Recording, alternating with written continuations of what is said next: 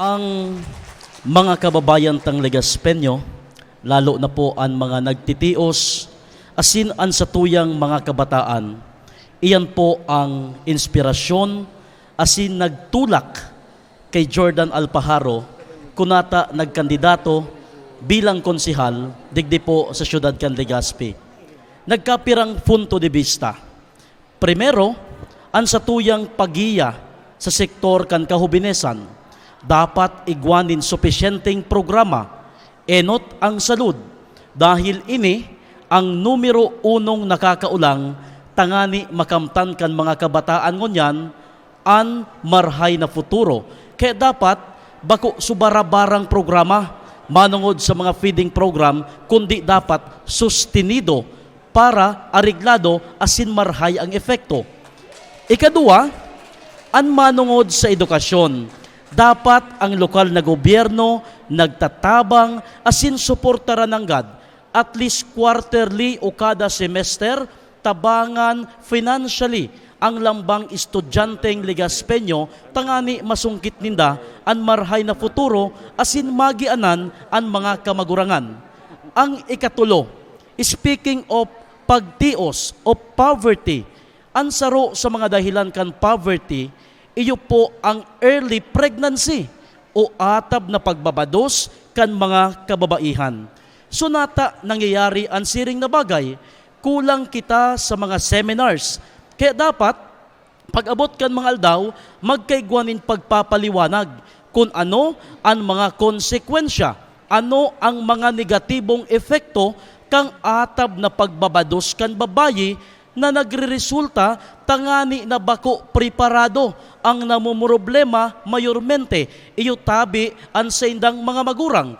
Kaya si Jordan Alpajaro, pag-abot kan mga panahon, tututukan ang siring na bagay, partikularmente initabing manunungod sa pagtutukdo sa inda kang responsable na paggamit ngunyan kan social media. Because nowadays, ang dahilan kunata atab na babados ang babayi, iyo initabi na irresponsableng paggamit kang social media. Kaya, tuturuan tasinda sa paagi nin sustinidong mga seminars tangani maaraman ninda ang mga dapat asin ang daidapat. Si Jordan Alpajaro tabi sarong radio broadcaster na kung sain puon ka ito nagsiservisyo na sa satuyang mga kababayan asin ngunyan sa satuyang kandidatura gusto ining ipagpadagos asin mapahiwas. Kaya tabi sa giraray, maray na hapon, salamat sa DCGB sa pag-organisar kan araw kaining event. Kung kamo po umanggana, digdi sa eleksyon na ini, ano ang sa indong maitatabang sa paagi kang legislasyon para masolusyonan ang problema sa illegal drugs sa syudad? Kaipuhan ta ang masigasig na programa sa grassroots level, partikularmente na sa barangay.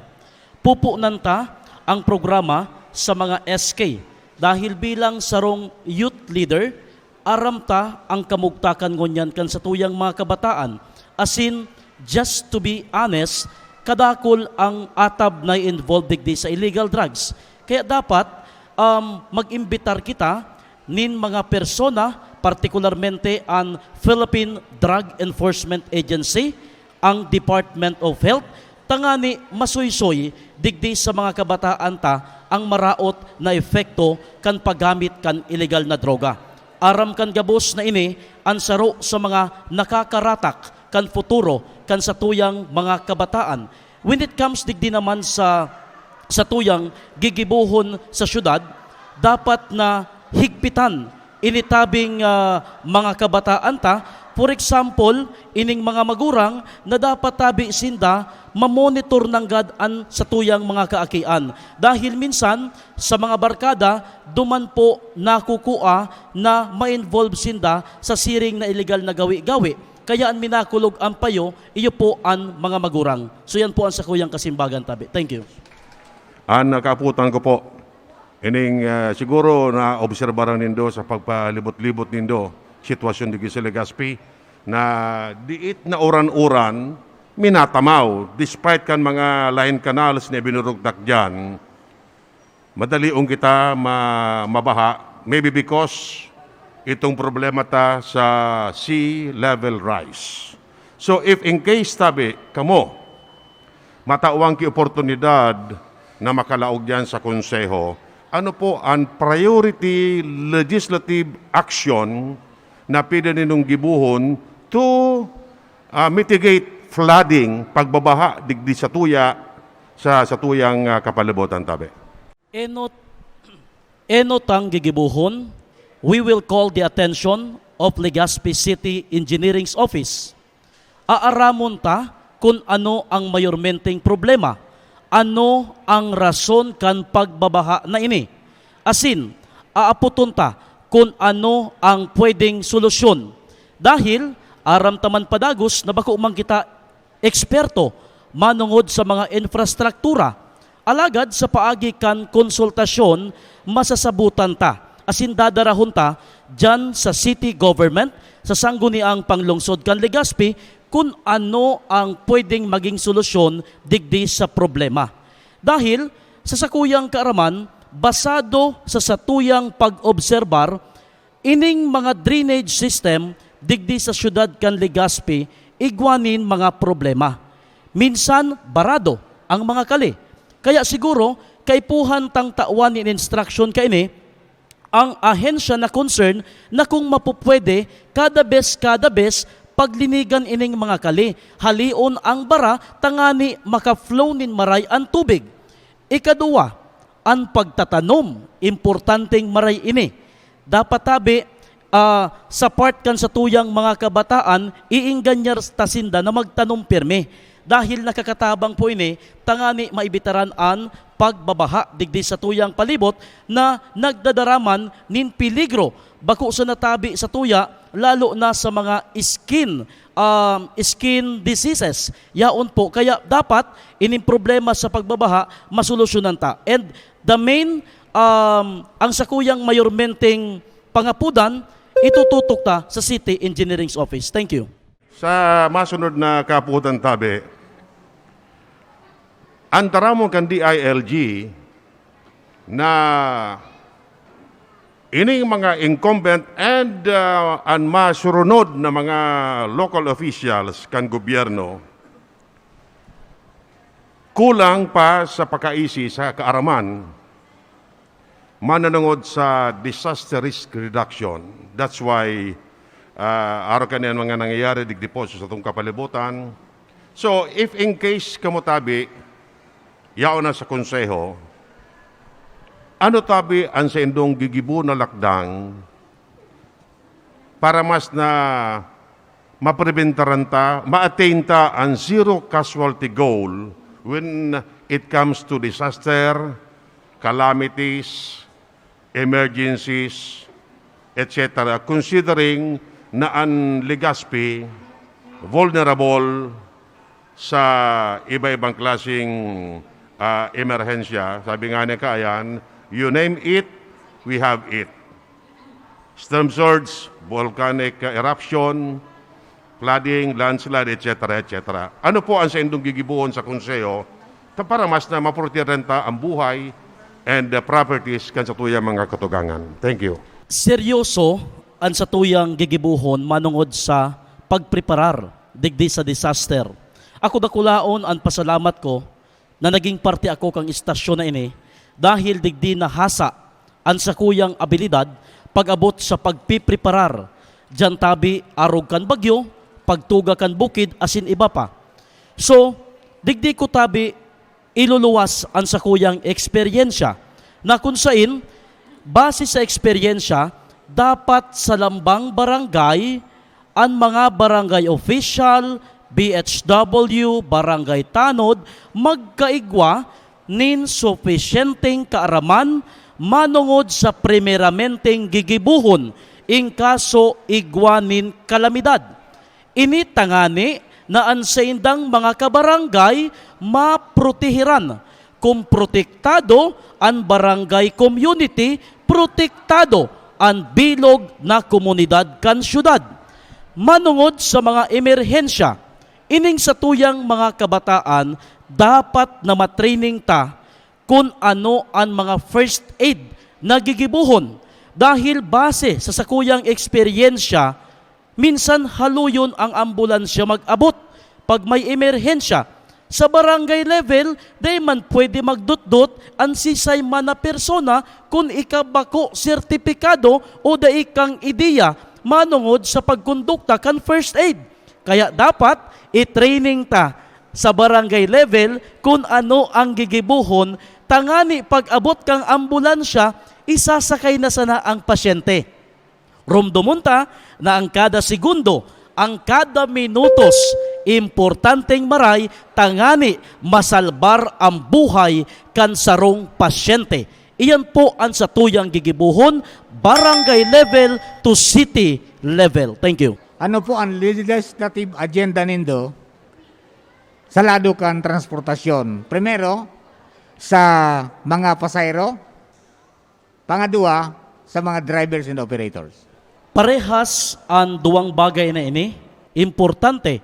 Asin parehas ang duwang bagay na ini, kay puhan tawanin importansya ang satuyang legislative agenda para sa satuyang transportation sector, dapat sinda maging responsible. That's number one. Dahil ini, ang saro sa mga bagay kunata nakakapag-crear minsan nin kariribukan sa transportasyon. Ikadua, digditabi sa mga pasahero, dapat responsable man sinda. Manungod sa sakuyang legislative agenda, ang satuyang eksistidong lay digdi sa syudad kan Legazpi, dapat sa gabos na aspeto maging tama. Dapat rebisaron ta o kaya pag-adalan tang maray, lalong-lalo na itong pigpapautob sa mga tricycle drivers na kung sain ipinagrireklamo kan sa tuyang mga pasahero, alagad dahil man nagkakaigwanin paghampangan ang duwang lado.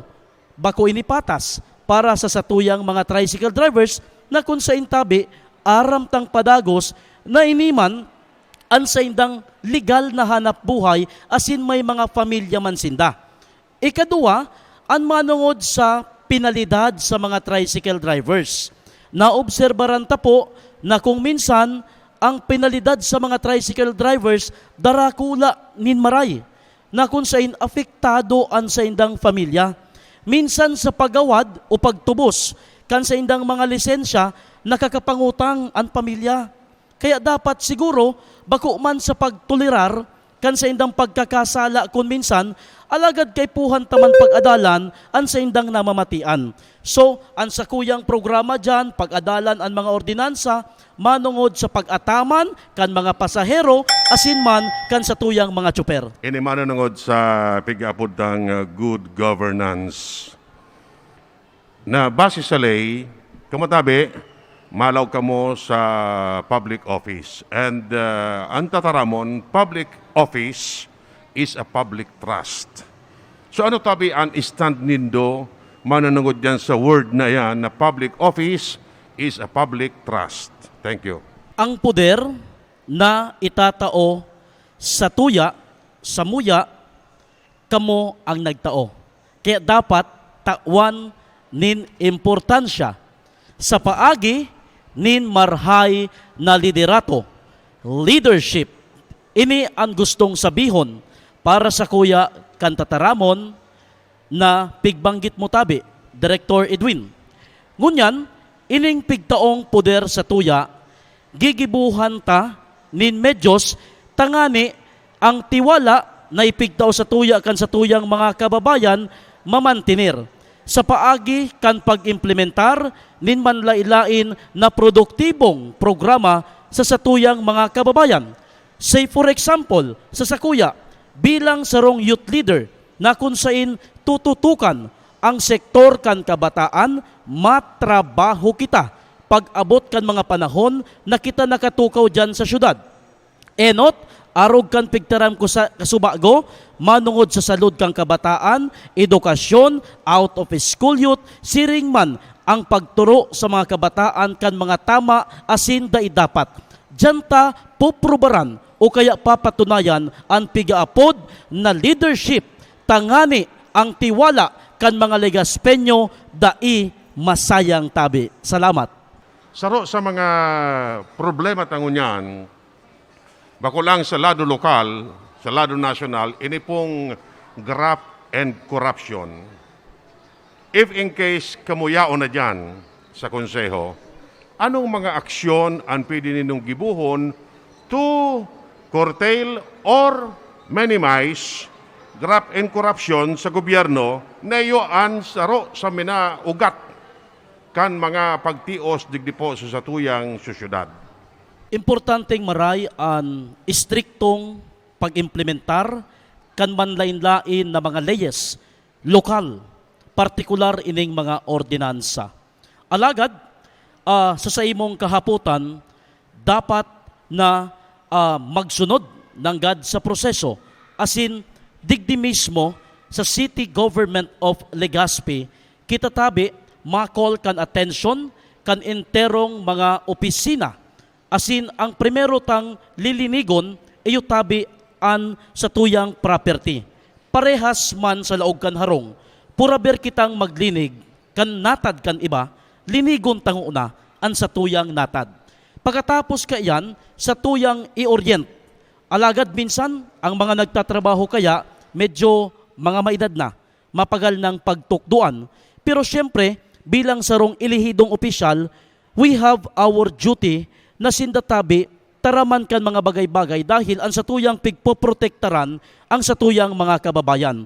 Dahil pag nagkataon na satuyang napabayaan ang corruption na pigsasabi, ang apektadong maray kaini ang satuya pong mga kababayan. Salamat po. Dagugunta po ang closing statements kan satuya po ng mga kandidato sa pagkakonsyal kan Ciudad de Legazpi, nata po tasinda karapat-dapat sa satasindang pwesto sa lokal na gobyerno. Dagugunta po, Mr. Jordan Alfajaro.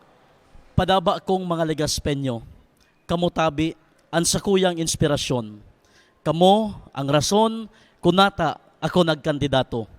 Sa poko masumenos 7 taon na paninirbihan bilang sarong radio broadcaster. Minsan tanaman pong naprubaran ang satuyang paninirbihan, ang satuyang pagtabang sa mga nangangaipo, na kung sain initabi pruweba na ang pagtabang sa mga kasaraditan daiman sa estado nin buhay. Gusto kong ipagpadagos asin mapakusog ang sakuyang paninirbihan sa padaba kong mga taga-Legazpi. Gikan ako digdi, kaya kamo ang sakuyang siserbisyuhan. Sa maabot po na Mayo 9, ini oportunidad sa kada individual. Asin sa oportunidad na ini, dayman po nindo paglingawan, an sa indong aki na nangangarap na pag-abot kan mga panahon, pag-abot kan mga aldaw, maging orgulyo nindo tabi digdi. Sa mga kabataan, kamo po ang primeramenteng prioridad kan sa kuyang programa. Programa na kung sain matao nin kagianan sa lambang kamagurangan. Aram ko ang sakripisyo, aram ko ang kapagalan kan pagpapaeskwela, asin pigigibo kan mga magurang para sa indang mga aki. Kaya iyan tabi, ang padagos na nagmumutibar, nagpapakusog kan buot ko sa laban kong ini. Mga taga-Legazpi, si Jordan Alfajaro, kaapil nindo, puon ka ito, sagkod sa ngunyan.